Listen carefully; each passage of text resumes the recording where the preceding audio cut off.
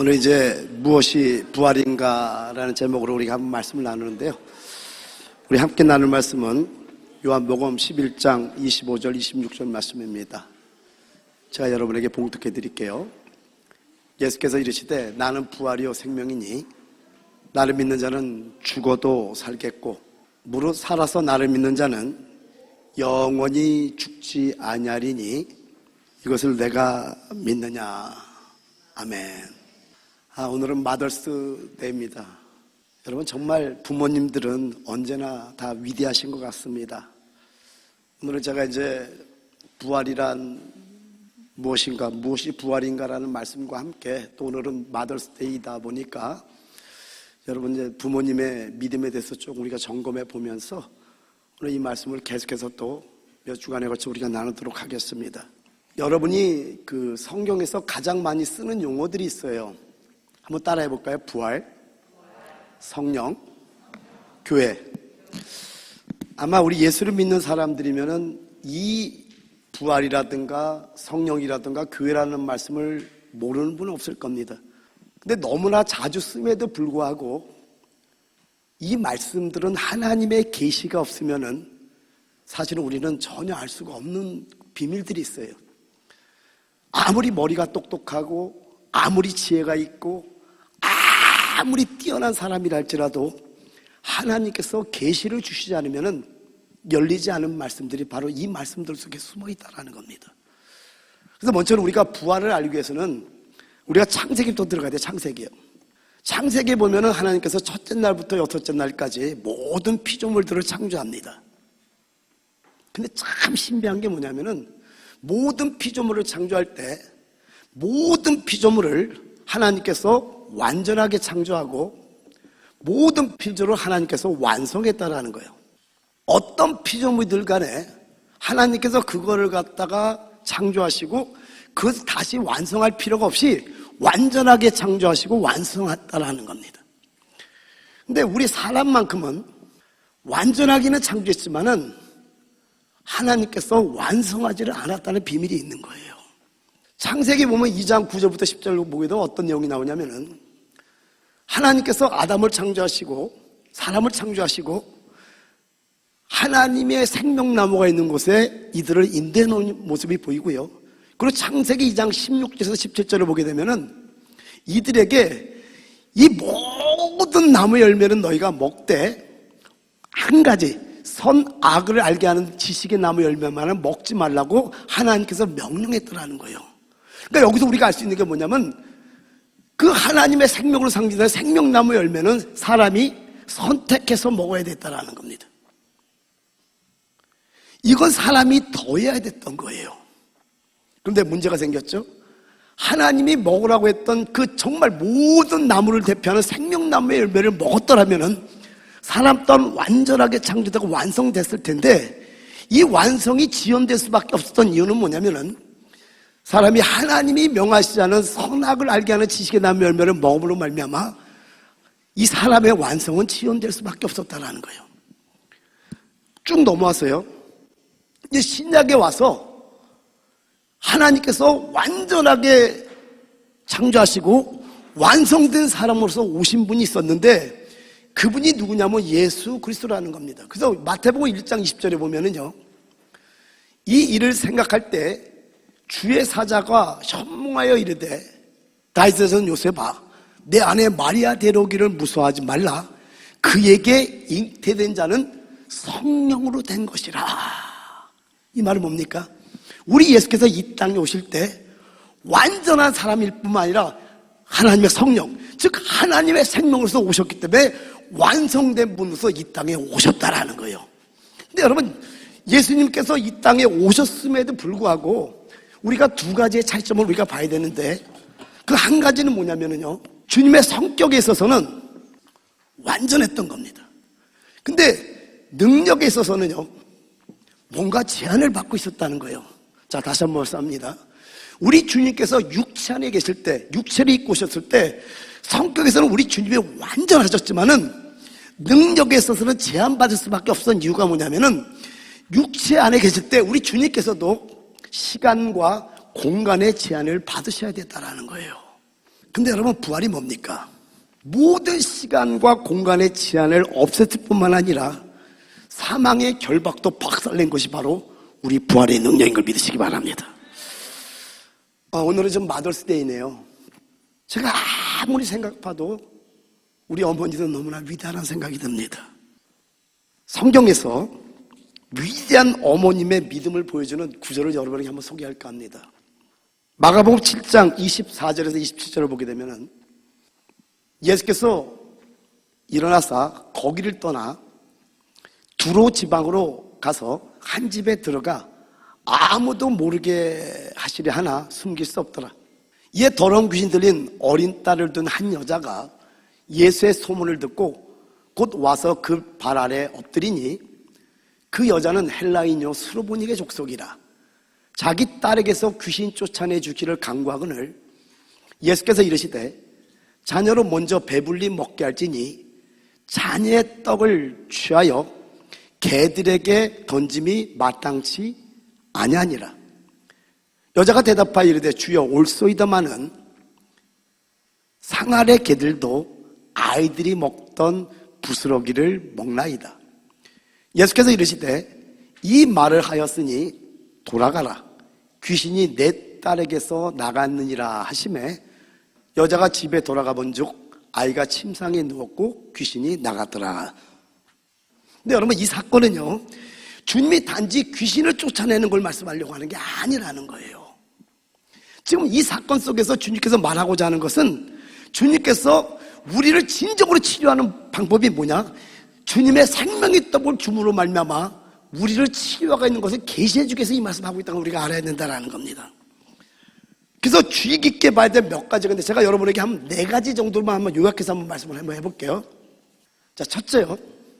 지금 더러운 귀신 들린 어린 딸도 이 한 어머니는 이 여자는요, 이 여인은 언어로는 시리아 사람이고요, 인종으로는 베니게인이고요, 그리고 이 여인은 가나안 여자였다라는 거예요. 언어로는 시리아 사람이고 인종으로는 베니게인이고 그리고 가나안 여자였다는 이 말은 뭐냐면은 전형적인 이방인이었다라는 거예요. 여러분, 구약에 보면은 이스라엘 백성은 정한 짐승으로 상징되고 이방인들은 부족한 짐승으로 상징되는 거 여러분 아시죠? 이걸 봐야 된다는 거예요. 자, 이제 둘째 넘어가죠. 둘째요. 지금 우리 주님께서 이 여인을 개라고 부르고 있다는 거 여러분 아셔야 된다는 거예요.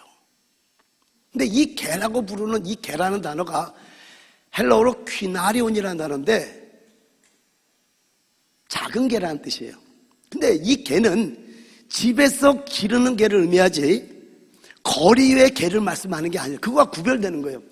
그래서 여러분, 이 개라고 할 때 또 여러분이 생각나는 단어 있죠? 뭐죠? 프로스 퀴네오. 이 퀴네오라는 이 단어가 키온이라는 단어, 이거 개라는 단어잖아요. 그죠? 키온이라는 데서 왔다는 거 여러분 아시죠? 그래서 우리가 하나님께 워십, 예배 드리는 거, 경배하는 것은 개가 주인을 너무너무 좋아해서 주인의 손을 할 듯이 막 기쁨으로 드리는 이 예배를 하나님이 원하시는 거 여러분 기억하시죠?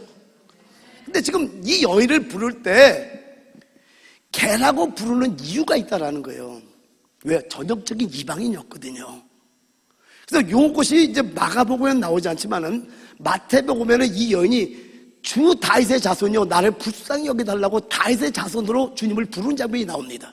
근데 주님께서는 아무런 대꾸를 하지 않는 이유가 있어요. 왜냐? 다윗의 자손은 유대인과 가게 되지 이방인과 가게 되지 않는다라는 거예요. 근데 이 여인은 전형적인 이방인이었다라는 거예요. 자, 이제 셋째로 넘어갈게요. 그리고 이 사건이 지금 어디서 발생하는가를 좀 보셔야 된다라는 겁니다. 지금 이 사건은 거룩한 땅의 경계에 있는, 다른 말로 하면요, 상 아래로 불려질 수 있는 그 지경인 가이사랴 빌립보에서 발생했다라는 거예요. 그렇다면 왜 이 사건이 발생한 장소가 중요할까? 여러분 이걸 생각하셔야 된다는 거예요. 제가 성경을 보면서 너무너무 놀라운 것이 뭐냐면 모든 성경은 그 장소든 어떤 것도 하나님의 계시가 다 숨어있다는 걸 발견하게 되는 거예요. 처음에는 어떤 사건 속에서만 많은 걸 발견했는데 요즘은 성경을 좀 보다 보면 저도 놀랄 정도로 와, 이건 하나님만이 쓸 수밖에 없는 거라는 걸 제가 깨닫는 거예요. 그러니까 지금 수로보니게 여인, 가나안 족속의 베니게 사람이었던 이 여인에게 지금 나타나는 그 사건의 장소가 어딘가 했더니 거룩한 땅의 경계에 있는 바로 가이사랴 빌립보, 다른 말로 하면 이 가이사랴 빌립보 상 아래라는 거예요. 그러면 왜 이 사건이 발생한 장소가 중요하냐면요, 거룩한 땅은 상이었던 거예요. 근데 여러분, 어떤 사건이 벌어지죠? 하나님의 자녀들이었던 유대인들이 떡을 상에서 던져버려 갖고 상 아래로 떨어지겠다라는 거예요.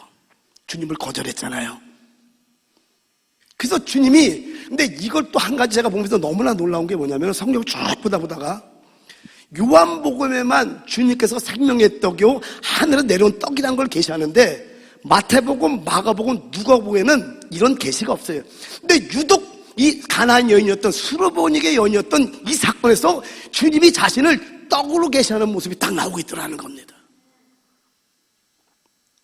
주님은 이 여인에게 상 아래에 있는 부스러기로서 주님께서 이 여인의, 즉 이방인들의 이 여인의 생명의 떡이 되기를 오셨다. 그래서 상 아래에 있는 부스러기신 이 주님께서는요, 이제 작은 이방계들의 몫이 될 수 있게 됐다라는 거, 깨달은지를 보면 좀 아멘합시다.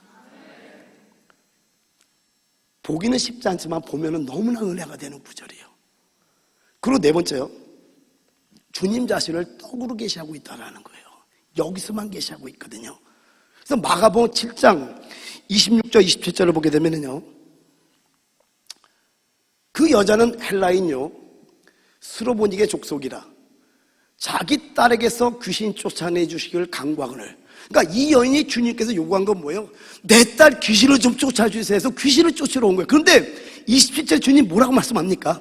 예수께서 이르시되 귀신과는 상관없이 자녀로 먼저 배불리 먹게 할지니 자녀의 떡을 취하여 개들에게 던짐이 마땅치 아니하니라. 무슨 뜻입니까?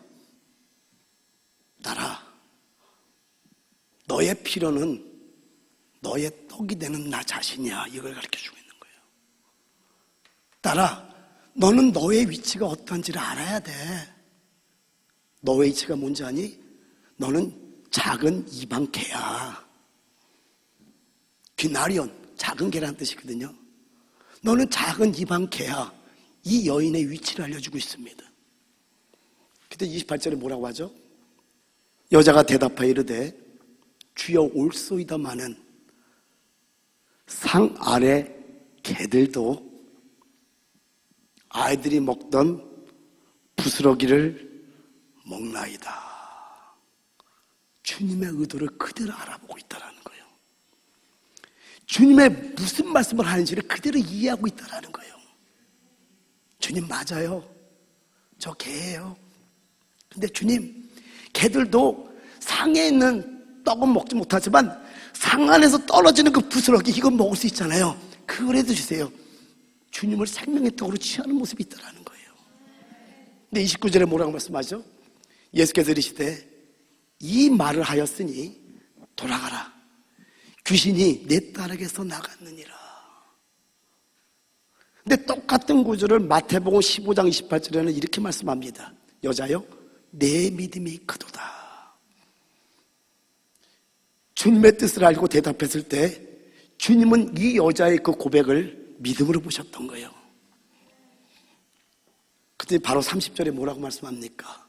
여자가 집에 돌아가 본즉 아이가 침상에 누웠고 귀신이 나갔더라.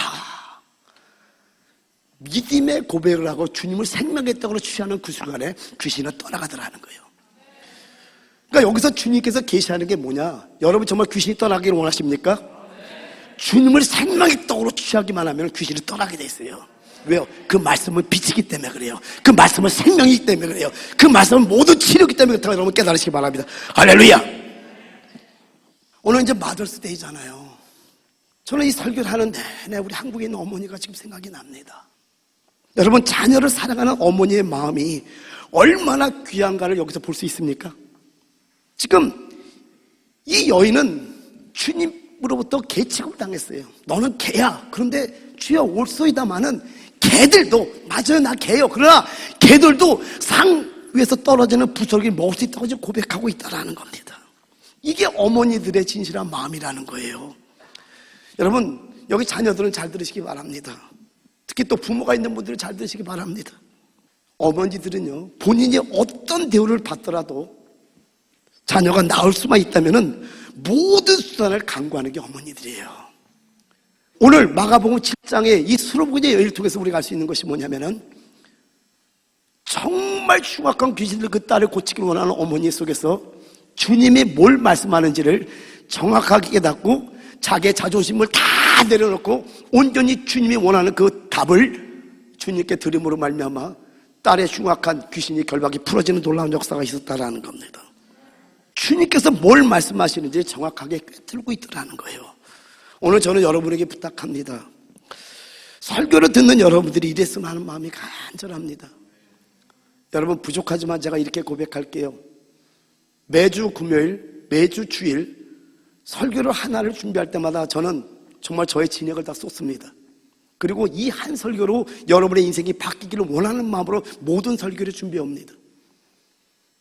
주일날 설교로 딱 끝나면 그 다음에 저는 몸이 정말 쓰러질 것처럼 들어 힘들 때가 여러 번이 있었습니다. 오늘 이 수로보니의 여인처럼 주의 말씀을 꿰뚫어 들을 수 있는 지혜로운 여러분들에게 축원드립니다. 자, 이제는 이제 어머니의 믿음에서 조금 봤고요. 이제 아버지의 믿음에서 조금 한번 봐볼게요. 여러분, 마가복음 9장 14절에서 29절을 보게 되면은 벙어리 대고 귀먹을 귀신을 쫓는 사건이 나옵니다. 근데 이 사건 전에 어떤 사건이냐면은 주님께서 변형산에서 변화되는 사건이 나와요. 그래갖고 거기에 이제 변화산에 올라갈 때 세 제자를 데리고 올라가죠. 바로 베드로와 야고보와 요한을 데리고 올라왔는데 그 변화산으로 내려와갖고 와보니까 뭔가 서기관들과 이 제자들이 큰 무리가 둘러싸이는 것 같아 별로라는 사건이 이렇게 보이는 거예요. 그 봤더니 어떤 벙어리 대고 귀먹은 귀신 들린 아들을 데리고 온 아버지가 있는데 이들이 막 그것 때문에 막 변론이 일어나는데 이 아들이 그냥 거품을 흘리고 격렬을 일으키고 막 귀신이 그냥 물에도 불에도 막 집어넣는 이런 아이를 데리고 왔는데 제자들이 귀신을 쫓아내지 못하는 겁니다. 근데 주님께서 그 아이를 갖다가 주님 앞에 데리고 오니까 갑자기 이 아이가 또 귀신이 들어가면서 온몸에 격렬을 일으키고 거품을 흘리면서 주님 앞에 쓰러진 장면이 있어요. 그랬더니 주님께서 이렇게 질문합니다. 마가복음 9장 21절에 보면은 예수께서 그 아버지에게 물으시되 언제부터 이렇게 되었느냐 하시니 이르되 어릴 때부터니이다. 22절 귀신이 그를 죽이려고 불과 물에 자주 던졌나이다. 그러나 무엇을 하실 수 있거든 우리를 불쌍히 여기서 도와주옵소서. 그럼 여러분 여기 보니까 이 아이의 아버지가 주님께 대답할 때 from childhood 어릴 때부터라는 말에서 여러분 느껴지는 게 없으세요? 여러분 여기서 아버지의 지친 모습이 보이십니까? 기력이 다 빠진 아버지의 모습이 보이시냐고요? 여러분 한번 생각해 보죠. 이 아이가 좀 자랐어요. 근데 어릴 때부터 귀신이 물에도 집어넣고 불에도 던지고 격렬을 일으키고 막 그냥 입에 거품 물고 어떤 면에서 이게 옛날에 우리가 봤던 간질병과 같은 그런 병인 거 좀 알겠더라고요. 그러면은 이 아버지의 입장에서는 이 아이를 고쳐보려고 이 병원도 데리고 가고 저 병원도 데리고 가고 이 의사도 만나보고 저 의사 만나보고 하여튼 용하다는 어떤 모든 사람은 다 만나봤을 거 아니에요. 근데 어느 날 보니까 예수께서 귀신을 잘 쫓는다는 소리가 들리는 거예요. 그러니까는 이 아이를 어떻게든 고쳐보려고 데리고 왔던 거예요. 그랬더니 제자들이 귀신을 아무리 쫓아도 안 나가네. 이제 거기서까지 여러분 오늘 좀 볼 텐데요. 그러니까 이 아비의 어떤 허탈한 모습이 보이는 거예요. 그러면서 주님께 이렇게 말씀하는 거예요. 좀 무엇을 할 수 있거든 우리를 불쌍히 여기서 도와주옵소서. 이 말은 뭐냐면요, 지금 제자들도 주님이 오시기 전에 쫓아봤는데 안 되는데 뭐 안 돼도 어쩔 수 없지만은 주님 그래도 좀 도와주면 안 되겠어요? 그랬더니요, 마가복음 9장 23절에 주님께서 이렇게 말씀합니다. 예수께서 이르시되 할 수 있거든이 무슨 말이냐, 믿는 자에게는 등이 하지 못할 일이 없느니라 하시니, 이제 24절 중요합니다. 곧 그 아이의 아비가 소리를 질러 이르되 내가 믿나이다 나의 믿음 없는 것을 도와주소서 하더라. 그럼 여러분 한번 질문해 볼게요. 왜 이 아이의 아버지가 소리를 질렀을까요? Why? 여러분 여기서 우리가 굉장히 중요한 하나 볼 줄 알아야 돼요. 자, 제가 이제 예수님의 입장에서 이제 이렇게 주님께서 얘기했다고 보시죠. 아유, 할 수 있거든요. 무슨 말이야. 믿는 자에게는 능치 못할 일이 없는 거야. 이쪽에서 다르게 표현해 볼게요. 할 수 있거든요. 무슨 말이냐. 믿는 자에게는 능치 못할 일이 없는 거야. 어떻게 했을까요? 주님께서. 자요. 주님이 사랑의 음성으로 말한 게 아니에요. 할 수 있거든요. 무슨 말이냐. 믿는 자에게는 능치 못할 일이 없느냐. 이런데 갑자기 불받아갖고 소리를 지르면서 내가 믿나이다! 나의 믿음 있는 걸 도와주소서. 저게 굉장히 크게 소리 지르는 거거든요. 여러분 여기서 주님이 이 아버지의 아픔을 알아요. 어릴 때부터 이 아이가 귀신이 막 물에도 던지고 불에 던지고 격렬히 있고 거품을 흘리고 막 이런 모습 하면서 다니는 걸 왜 모르겠어요. 그래서 여기까지 온 그 아이의 아버지에게 믿음을 심어주고 있다는 겁니다. 할 수 있거든. 무슨 말이냐. 믿는 자에게는 능치 못할 일이 없느니라. 여러분 이 음성을 여러분들이 들으셔야 돼요. 할렐루야. 주님은 믿음 없는 것에 용납을 안 하시는 거예요. 지금 저 아이의 아버지가 그냥 소리를 지르는 것이 아니라 주님의 그 책망하는 소리가 믿음으로 확 들어온 거예요. 그러니까 주여 내가 믿나이다. 나의 믿음 없는 걸 도와주소서 하면서 자기의 온전한 믿음을 보였다는 걸 여러분이 아셔야 된다는 거예요. 여러분 어릴 때부터 이 아이의 모습에서 얼마나 좌절했겠어요. 그런 아이의 아버지에게 주님께서 확실하게 믿음의 문제를 알려줬던 걸 여러분 깨달으시기 바랍니다. 할렐루야. 그럼 여러분 또 한 가지, 제자들은 왜 못 찾았을까요? 여기 마가복음 9장 28절 29절에 보면은 이제 집에 들어갔어요. 집에 들어가시면 제자들이 조용히 묻자오되 우리는 어찌하여 능히 그 귀신을 쫓아내지 못하였나이까? 라고 질문합니다. 근데 29절에 주님께서 말씀하는데 이르시되 기도 외에 다른 것으로는 이런 종류가 나갈 수 없느니라 하시니라. 여러분 제자들이 귀신을 쫓아내지 못한 이유를 주님께서 가르쳐주고 있다는 겁니다. 그 이유가 뭐예요? 이들이 기도하는 데 실패했다는 거예요. 경험으로 귀신을 쫓는 게 아니에요. 그럼 여기서 한 가지 한번 이 말씀을 통해서 기도하는 것이 무슨 의미인지 여러분 한번 살펴보기를 원합니다. 여러분 기도하는 것이 무슨 의미인지 여러분 아십니까? 여러분 기도는 바로 이거예요. 주님 나는 아무것도 아닙니다. 내가 아무것도 할 수 없음을 깨닫는 게 이게 기도입니다. 여러분 기도를 하게 되면 참된 자기 부인이 이루어지게 돼요. 무슨 얘기냐면요, 기도하지 않으면요 맨날 좌절합니다. 기도하지 않으면요 맨날 우울합니다. 기도하지 않으면요 항상 모든 속적만 보이는데 정말 기도하게 되면요 자기 부인이 이루어지면서 온전히 예수를 높이는 놀라운 역사가 있다는 거예요. 이런 자들을 통해서 귀신이 떠나가는 역사가 있다는 거예요. 내 안에 내가 부인되기 때문에 내가 온전히 사라지고 이 안에 예수로만 채워지기 때문에 이렇게 자기 부인이 이루어지는 자들에게는 놀라운 능력이 따라온다고 여러분 믿으시기 바랍니다. 그러니까 기도하는 건 다른 게 아니에요. 내가 아니요 그리스도임을 아는 것이 바로 기도하는 거예요. 여러분 제가 기도를 오래 해봤잖아요. 기도하면서 깨달아지는 게 뭐냐면 기도하면 기도할수록 나는 아니라는 걸 깨달아가는 거예요. 조금 기도할 때 내 의가 얼마나 강했던 사람인 걸 알기 때문에 이 얘기를 할 수 있는 거예요. 맨날 내 자랑, 능력 나타나죠, 귀신 떠나가죠, 병자 일어나죠. 내가 한 줄 알았던 거예요. 근데 어느 날 주님의 만지심을 체험하면서 내가 무슨 짓을 한 거야? 아니구나. 점점 주님과 더 깊이 들어가다 보니까 깨닫는 게 뭐냐면은 내 부인이 이루어져요. 누군지 나를 따라 그러는 자기를 부인하고 자기 십자가를 지고 나를 따라 그러잖아요. 이루어지는 역사를 체험하게 됩니다. 이게 기도하는 것의 의미예요. 여러분 기도하시는 분들이죠? 그러면 여러분 정말 기도를 통해서 예수 그리스도의 의를 드러내는 여러분들에게 되시면 축원드립니다. 할렐루야. 제가 이제 오늘 어머니와 아버지의 두 믿음을 통해서 그 딸과 아들을 고쳤던 두 예를 여러분에게 보여드렸어요. 사랑하는 성도 여러분, 오늘은 어머니 날이에요. 여러분, 우리는 부모님들의 마음을 헤아릴 줄 알아야 됩니다. 이 말씀을 전하는 지금도 저희 육신의 아버지는 하나님 품으로 갔기 때문에 더 이상 볼래야 볼 수 없고, 또 어머니는 지금 병상에 누워 계십니다. 누군가의 도움을 통해서 대소변을 다 받아내야 되고 매일매일 기저귀를 차야 되는 어머니의 모습을 볼 때 저는 마음이 너무나 아픕니다. 항상 불효자 같은 마음으로 있게 제가 목회에 있어서만큼 최선을 다하고 있는 겁니다. 왠지 아세요? 하늘에 계신 우리 아버지께는 그래도 내가 효도하자. 구약의 십계명을 통해서 알려주는 게 뭐냐면은 부모를 공경하라는 그 말 속에는 우리의 참 부모인 하나님을 공경하라는 비밀이 숨어 있는 거예요.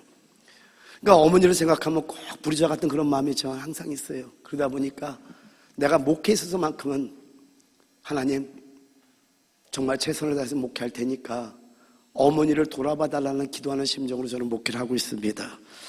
우리 여기 젊은 청년들은요, 지금부터라도 부모님께 어떻게든 잘 해드리려고 해야 됩니다. 아멘. 여러분, 왜냐하면 세월이 있잖아요. 금방 지나가더라고요. 저도 어떻게 제가 이 나이가 되는지 지금 이해가 안 되는 거예요. 권사님, 그렇죠? 정말 빨라요. 늦기 전에 미리 효도하는 지혜로운 믿음의 사람들이 다 되시기를 우리 주 예수 그리스도로 축원드립니다. 저는 오늘은 이제 마더스데이이기 때문에 어머니와 아버지의 믿음으로 치료된 이렇게 자녀들의 모습의 예를 들었는데요. 어쨌든 간에 여러분, 이들의 모습을 통해 우리가 알 수 있는 게 뭐냐면은 우리 예수님께서 이 땅에 육신을 갖고 계셨을 때는 예수님께 가야만 치료될 수 있었다라는 거예요. 근데 여러분, 주님께서 부활하신 후에는 주님을 만나러 갈 필요가 없다라는 겁니다. 그럼 이제 간단하게 정리해 드릴게요. 무엇이 부활이냐라는 거예요. 여러분, 부활은요, 시간과 공간의 제한을 무력화시키고 끝낸 게 부활이에요. 그래서 이제는 어디서나 주님을 만날 수 있다는 겁니다. 또한 여러분에게 한번 질문해 볼게요. 사람에게 있어서 가장 큰 제한이 뭘까요? 우리 사람에게 있어서 가장 큰 제한이 뭘까요? 사망입니다. 죽음입니다. 그런데 이 부활은 가장 큰 제한인 사망까지도 박살내버렸다는 거예요. 그 죽음까지도 끝내버렸다는 거. 할렐루야. 그래서 모든 제한은 바로 예수님이 부활하심으로 다 해결됐다는 겁니다. 신약의 여러 곳에서 죽은 자가 살아난 걸 말씀합니다. 누가복음 7장 11절에서 15절을 보게 되면은 나인성의 과부의 아들이 주님을 만남으로 살아나는 역사가 있고요. 마태복음 9장 18절에서 20을 보면은 회당장 야이로의 딸이 죽은 가운데 살아나는 역사가 있고요. 요한복음 11장에는 우리 주님께서 요한복음 11장 25절 26절 통해서 말씀했듯이 나는 부활이요 생명이니 나를 믿는 자는 죽어도 살겠고 살아서 나를 믿는 자는 영원히 죽지 않는다고 말씀하면서 나사로의 그 부활을 말씀하는데, 여러분, 이 사건이 유명하잖아요. 주님께서 나사로가 병들었다함을 듣고 이틀을 더 가지 않고 있다가 나사로가 죽은 지 4일이 지날 때까지, 즉 썩은 내가 펄펄 날 때까지 일부러 가지 않고 있다는 거 여러분 아십니까? 왜 그랬을까요? 지금 주님께서 우리의 병을 치료하는 것이 우리의 어떤 없어질 것 치료하는 것이 아니라 주님의 부활의 생명이 들어갈 때 그가 회생되는 걸 말씀하고 해서 주님께서 의도적으로 4일 동안 있다가 갔다는 걸 여러분 아셔야 된다는 거예요. 그런데 이 모든 세 가지 예를 통해서 우리가 알 수 있는 게 뭐냐면은 이들은 혼이 돌아온 것이지 영원한 부활을 이룬 것은 아니라는 걸 우리가 알아야 된다는 거예요. 이들이 살아났지만은 최후에는 결국 다 죽어야 됐다는 거예요. 근데 우리 주님은요, 오직 예수님의 부활만이 사망의 묶임에서 부활한 겁니다. 우리 주님께서는 부활하시고서 다시 죽지 않으셨다라는 거예요. 그래서 온 성경 안에서 오직 주님만이 부활의 거 있지 않는 여러분들에게 축원드립니다. 그래서 저의 간절한 소원이 있다면요, 여기 있는 모든 분들이 이 부활의 예수를 지식이 아니라 실제로 체험하기를 정말 바라는 마음밖에 없습니다. 여러분, 주님 곧 오십니다. 여러분이 오늘 이 시간 듣든 안 듣든, 여러분이 이 말씀을 믿든 안 믿든 주님은 곧 오세요. 이건 사실이라는 겁니다.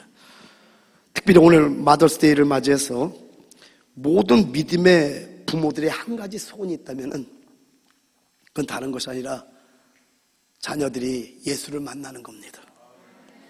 그래서 여러분 온전히 부활의 주님을 지식이 아닌 생명과 체험으로 놀랍게 경험하는 여러분 되겠음을 축원드립니다.